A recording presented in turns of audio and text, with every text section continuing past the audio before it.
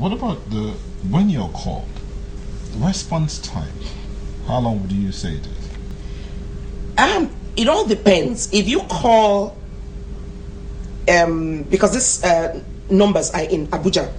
If you call Abuja right now to say, okay, look, there is a problem in Kaduna, for example, because it's a whole center.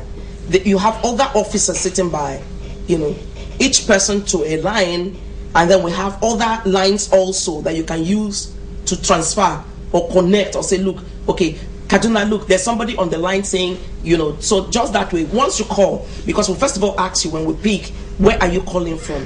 If you say Kaduna, then the person there gets across to Kaduna.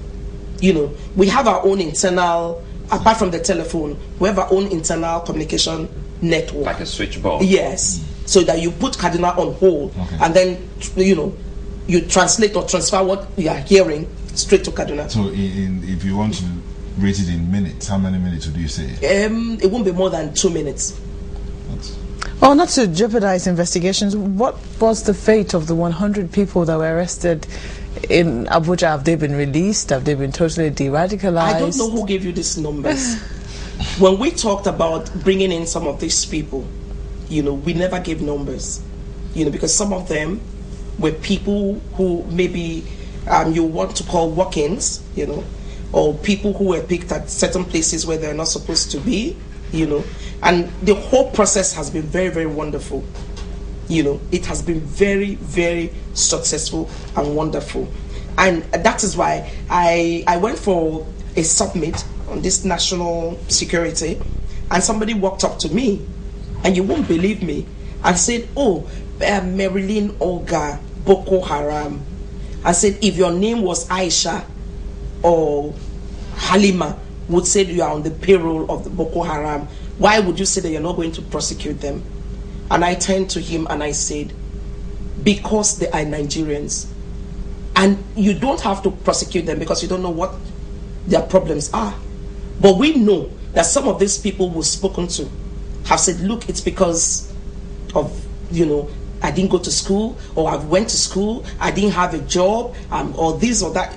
It always boils down to the fact that if they were employed, or if there were basic infrastructures in place, they will not find themselves where they are. Sorry, were they members of the sect, or were they just random people we picked up?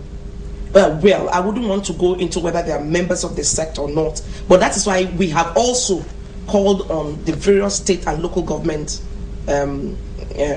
people in position of authority to make sure that they look at the educational sector, they look at the need to provide more development at their local levels so that these areas of discontent might, gradually reduce. But to tell you the truth, these ones have been very, very useful, and there's a lot of success being done. Talk about some kind of tactics, not from you, the tactics that we, the people, can use and really help ourselves and our environment. I know that for most Nigerians, once you build a house, you need somebody to take charge of your security, maybe opening and closing the gate. Sometimes people just engage people without, first of all, doing a background check.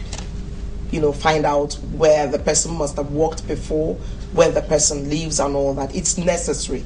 You don't just pick up somebody from the street and take into your house. We want to take housemates. We just pick all sorts of people. It might not be because of the bomb blast or maybe somebody coming to plant a bomb, but we are talking in terms of kidnaps. We've had situations where people living within one's household have been the same people who are giving out vital information about the owners of the houses, the children, where they school, and all that. So we must be a little bit circumspect when it comes to how we engage, domestic hands, when it comes to how we talk on telephone. People are being kidnapped, maybe from their telephone conversations. You have a phone call, you're busy screaming into the earpiece. Oh, okay, I'm going to, I will be in Lagos tomorrow. Channels, yes, channels, Oh. And then anybody listening, maybe you are a target and somebody has been surveilling you. The fact that you're shouting where you're going to on to the mouthpiece, the person picks up that information, you become, your position is already known. We have to learn how to, keep some vital information away from the public domain. People go on Facebook, they put their home address, put everything about you, the number of kids you have, where they are schooling. They think it's a hype, giving too much information about yourself. This same information can be used against you. And we are also saying, if you must enter a bus, make sure that the bus you're entering, sometimes this one chance is because people are too much in a hurry, maybe a bus or a taxi, you get in without first looking around to see how many people are in the bus, why the people in the bus are scattered, and then maybe the middle seat is the one that is left for you. You just jump in. You have to be a little bit careful on that one.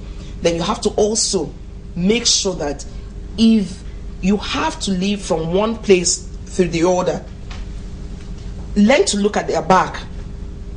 Learn to look at your back, whether you're driving or whether you're walking. Learn to first of all take a conscious look as to how many people are following you behind, or are you being trailed? Because we are saying all this because now you say, okay, it's dustbin, it's abandoned cars. No, it's not only the bomb blast that could, pose a threat to you, but we are talking of kidnappings also. We are talking of assassinations. We are so complacent when it comes to security issues. You want to go have lunch, it's the same place you eat every day that you go to. And it's the same time. If you have lunch at Mama Cass, for example, at 12, every day by 12 you'll be there. Can't you try some other places? I am not here to bring down Mama Cass, but we are saying that you must, do not be a routine person. Do not be predictable. Do not be predictable. Yeah, so far so good. Just one, question.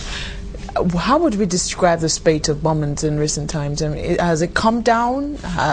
Have information helped us get more that we haven't uncovered? Because I'll tell you something, the press right now, it's like they say, last time we all spoke with an editor, he said that it's like the bombings are so commonplace now, we don't even bother to put them on the front pages anymore. It's not true.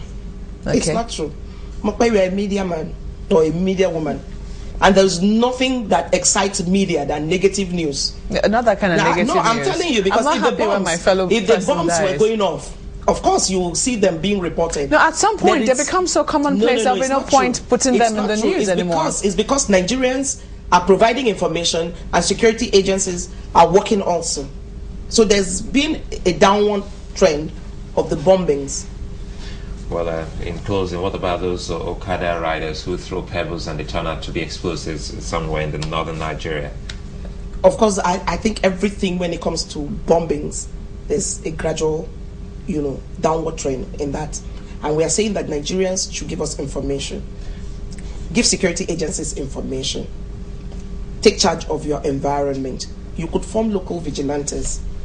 Look out for each other. Don't say, okay, because this man is Christian, this man is Muslim, whether his home is being burgled or not, it's none of my responsibility. We must learn to be our brother's keepers. Above all, there can be development without security. Likewise, there can be security without development. So, however, we must all come on board to provide an enabling environment for development to come into our respective areas.